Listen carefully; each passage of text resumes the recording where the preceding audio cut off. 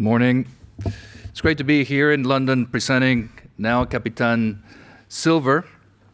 It's actually one of the first times that we've been presenting the company as Capitan Silver now, as we recently made the name change, so great to be presenting it. Obviously, I'm going to be making some forward-looking statements today, so please take a moment to see our disclaimer. And getting right into it, why should you know about Capitan Silver? Well, we are a very new company into the silver space, particularly a young company overall. We are working in a great project in Durango, Mexico, right at the heart of Mexico's silver belt. We have a strong management team, an attractive valuation, a tight share structure, and we have an advanced exploration project that still has great upside geologically and great logistics as well. Capitan, as you probably know, means captain. We like the name for many reasons, but one, because it also talks about discipline.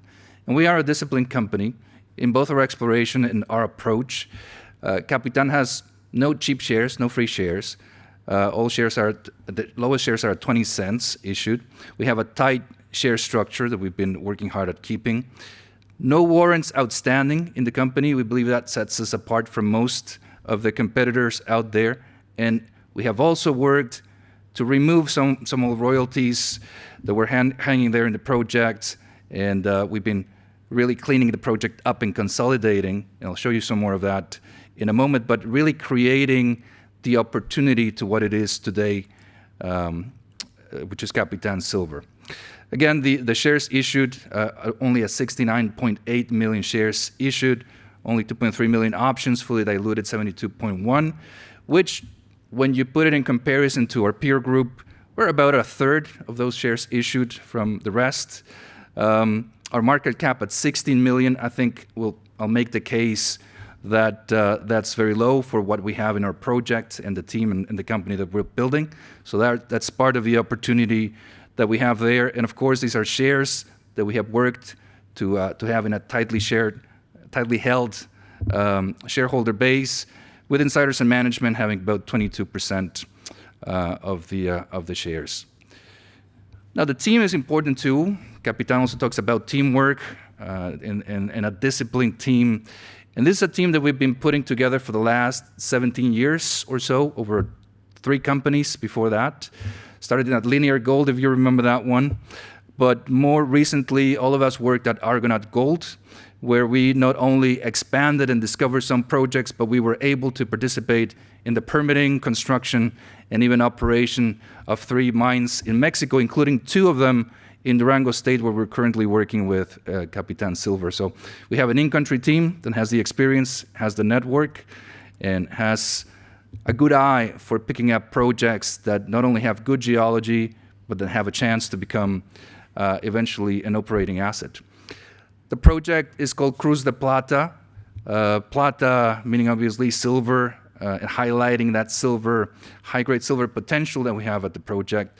Located at the heart of the Mexico silver belt, with Zacatecas to the southeast, Chihuahua to the northwest, and right in the middle, our Cruz de Plata project. Very close to where our team has worked in the past at the El Castillo and San Agustin mines, previously with Argonaut Gold. So this is an area that we know well. And it's also an area with excellent infrastructure and access. This is where the opportunity starts. This is a project with a history, a long history. This is where the Peñoles mining company was born in the late 1800s. So in 1887, they started this mine that you're seeing here in the photo. That's the Jesus Maria mine, where they were mining silver up to 1 or 2 kilos average, with a lot of lead and zinc there as well. And what we can see from those old underground workings is that these structures were very continuous and were quite wide, averaging about 10 meters in true width. But around where the Mexican Revolution started, which was in 1910, this is where a lot of these projects were abandoned and then passed from a number of private owners to the other. And this wasn't consolidated until really last year. The first systematic work that was put into this was by a company that previously held the project, and with some partners that were able to put a modest amount of drilling there, only 3,000 meters in the silver trend, But those 3,000 meters bore some interesting results. The numbers that you're looking at here would be making headlines at any time. Great results going up to 3.4 kilos over just under a meter of drilling with some gold and 10% lead plus zinc. They're at the top, but always within these wider intercepts that in general are going to average 10 meters there. You can see one sample there of the core of that top sample there. So these previous explorers went in there, put a limited amount of drilling, found some great grades, but weren't able to follow up on that. And this was the point at which we in the Capitan team found this project. When we put these results in the context of all the geology that we saw there, what we saw was that the potential was for much more. Not only is there a high-grade silver belt that is outcropping, that is continuous, that we could see and we could step on, but there's also an oxide gold deposit there that you can see here in the yellow, the disseminated gold mineralization there, that is signaling the top of what we believe is the mineralization system. So while what we can see and what we can put our finger on is great and has great potential, and it can work and grow, we believe that there's additional upside here that we need to continue exploring for. When you look at this on a map view, and this is an important map because it tells the story of the consolidation, we now have the whole trend of the high-grade silver. And this is what had not been able to be done over decades in time. That green portion that you're seeing there, we acquired that just in November last year from Fresnillo. That was great and transformational for us because it gave us the connecting part between the eastern end of the Jesus Maria trend all the way to the San Rafael zone to the northeast. And now we hold 2.5 kilometers of this trend, of which really only one of the veins has been systematically drilled. We're starting to drill a second one. But we have multiple targets within this property that have been sampled, have been mapped, and that hold tremendous potential for us to grow this. So this property in the green here, really a game changer for us. Now consolidating the whole silver trend for Capitan and Cruz de Plata. These are some of our drill results in the area, and I think you can see that they continue to replicate those high grades that were found back in 2013, 2014. You can see those on our website in more detail, but we've been finding up to, again, these narrower, higher grade zones up to over 2,000 grams per ton silver equivalent within these broader zones that on average are going to be around 10 meters in true width. And not only are we seeing that continuity in the width, but as I'll show you in a moment, also along strike. The Jesus Maria vein here shown on a long section with grade times width, that starts to show the scale, and that's just the beginning of it. But what you can see is that there are a number of higher grade zones in there. It's been drilled on a strike length of 1.3 kilometers. We're talking about an intermediate sulfidation system here. And that's important because these systems tend to have a lot of vertical depth. And we haven't drilled very deep here at all, maybe to about 250 meters from surface. But what we're seeing is there are more high-grade zones to be found. The strike length is very continuous, still open in every direction. And there are also new zones and new targets that we need to continue adding to this. We're looking at just one vein here, which is the Jesus Maria vein. If you heard about Vizsla silver, we decided to put this light in here because we believe it was important to show the scale and compare it to something else. Vizsla is very well known. They have done great work in the last 2 to 3 years, and we believe that what we have found in the Jesus Maria vein compares quite favorably with what Vizsla did with the Napoleon vein in the beginning. At the top left corner here, you can see the first long section that Vizsla put out on Napoleon. It's at the same scale of our long section here, so if you project that over our long section, you can see that we have today a much larger zone than that.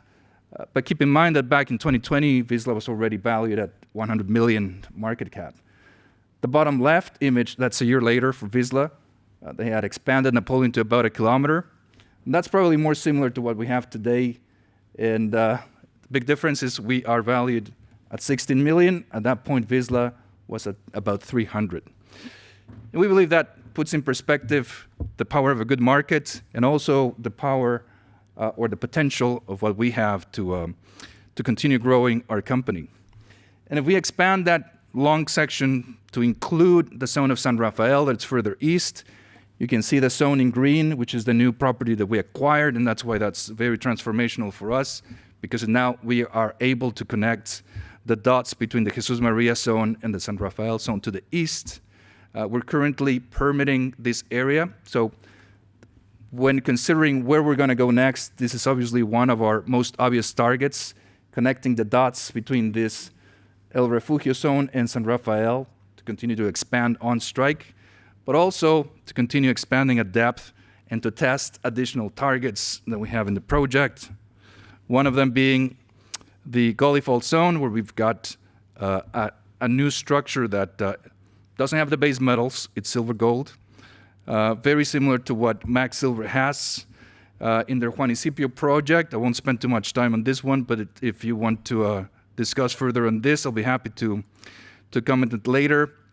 Just very briefly here on the resource, it's important to mention it because the previous operators put a resource in this. Unfortunately for the silver, they didn't model the high-grade veins. It's something that we want to highlight because they had an open pit mine or model in mind, so they had a lower grade in the silver. That's not what we want to go for. We really want to go for the high-grade veins and the potential of that entire trend. Also, very briefly, we started working on the gold, oxide gold portion of this project, which has been expanded from the beginning. Those 305,000 ounces could be expanded as we've expanded the footprint in the mineralization. And just on a cross-sectional view for the same project, you can see in red the Jesus Maria vein, the Gully Fault zone in the yellow, and the gold zone in the green, just to illustrate the scale of the project and how much more we have to still drill. Just to close up again, share structure, shares outstanding, a third of the shares of our peers. Our market cap still has to catch up. I believe that we have the team, we have the grade, we have the scale for really growing significantly. And what we have done in the last months is to consolidate that silver trend, to contract all the royalties to have a royalty-free project, to expand the existing high-grade zones in the project, to expand the gold zone that we have there as well. So what's next for Capitan? We're going to continue to drill the silver trend. We're going to continue finding ways to consolidate additional property into the project and grow it. And we're going to continue to evaluate new opportunities as well in Mexico, which we believe is an interesting time to do right at the moment. So I think that's my time. Thank you very much.